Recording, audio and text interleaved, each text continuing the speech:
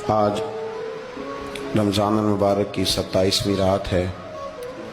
इमाम आज़म अबू हनीफ़ा रहमतुल्लाह अलैह समेत बहुत सारे बुज़ुर्ग ये फरमाते हैं कि यही लैलतुल क़द्र की रात होती है। अल्लाह करीम ने फरमाया कि महबूब मैं एक रात देता हूँ, लैलतुल क़द्री खैरुम मिन अल्फ़ि शहर, जो रात एक होगी पर 1000 महीने से बेहतर होगी, 1000 महीने से।